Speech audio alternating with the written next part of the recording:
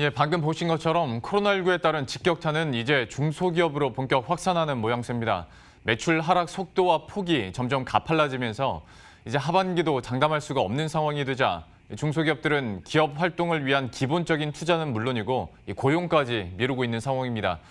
국가 산업의 근간이 되는 중소기업의 줄도산이 현실화하기 전에 좀 보다 전폭적인 지원이 이루어져야 한다는 지적들도 나오고 있는데요.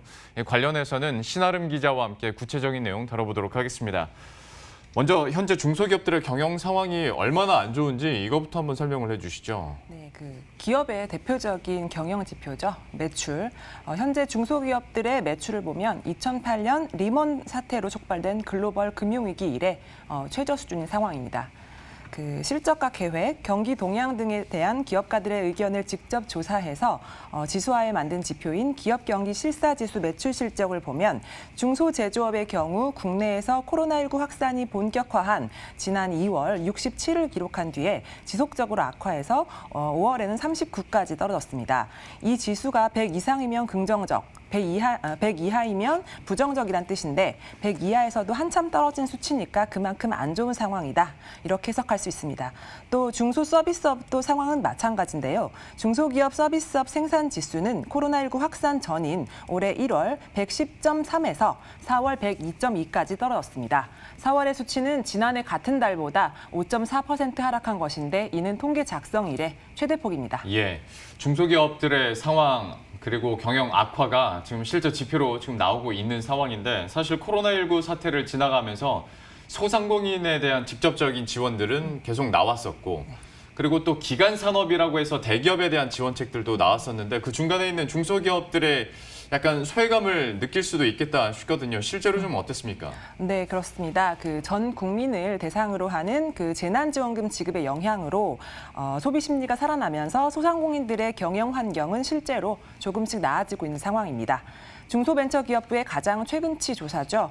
지난 15일 기준 소상공인 매출 감소율은 코로나19 발생 전과 비교했을 때 31.6%로 집계됐습니다.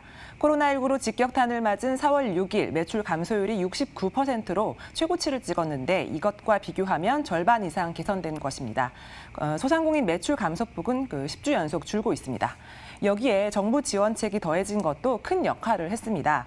소상공인에 대한 특례보증대출, 즉 대리대출과 직접대출을 순차적으로 시행하면서 유동성 문제 해소에 기여를 했죠.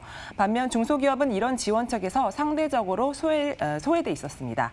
규모가 더 크다. 그래서 위기 상황에서 좀 더 오래 버틸 수 있다. 이런 판단에서 맞춤형 지원 우선순위에 밀려 있었고 또 때문에 중소기업들은 스스로 알아서 해결해야 하는 그런 상황에서 경영 환경이 점점 악화돼 지금에 이르렀다. 이렇게 볼 수 있을 것 같습니다. 그래서 지금이라도 그러니까 더 늦기 전에 어떤 전폭적인 지원이 중소기업에게 필요하다 이런 목소리가 나오는 거 아니겠습니까? 네, 맞습니다. 중소기업들은 코로나19 사태가 앞으로 6개월 이상 지속되면 더 이상 버티기 힘들다 이렇게 토로하고 있습니다. 예. 실제 코로나19 이후를 전망하는 여러 시나리오 중에서 힘을 받고 있는 것 중 하나가 L자형 불황 경제의 가능성인데요. 충격 이후 빠르게 성장률을 회복했던 2008년 금융위기 때와는 달리 3저 현상, 즉 저성장, 저금리, 저물가가 지속되면서 상승 복원력이 소진될 것이다. 이렇게 보는 것이죠. 한국은행은 실제 올해 우리나라의 경제 성장률을 마이너스 0.2%로 전망하고 있습니다.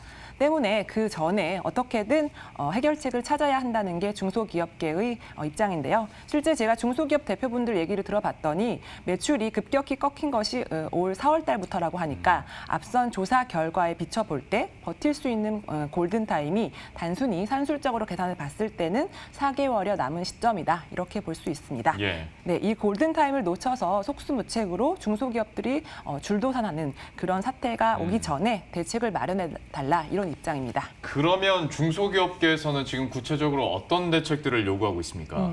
네, 저신용 취약 중소기업에 대한 금융 지원, 정책 자금, 특히 대표적으로 긴급 경영 안정 자금이 있는데요. 이거를 좀 확대해 달라 이런 요구가 있습니다. 예. 네, 중소기업계의 목소리를 한번 직접 들어보시죠.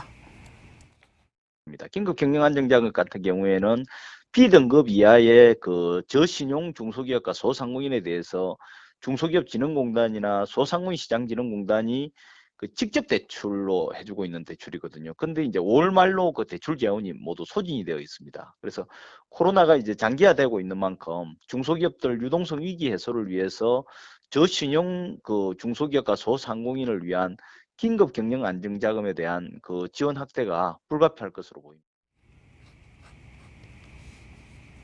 예. 그래서 중소기업계는 이번 3차 추경안에 이 같은 내용이 반드시 반영돼야 한다. 또 그래서 중소기업들을 위한 실질적이고 강력한 지원책이 마련돼야 한다. 이런 목소리가 지금 높은 상황입니다. 예. 지금까지 신아름 기자와 함께했습니다. 잘 들었습니다. 감사합니다.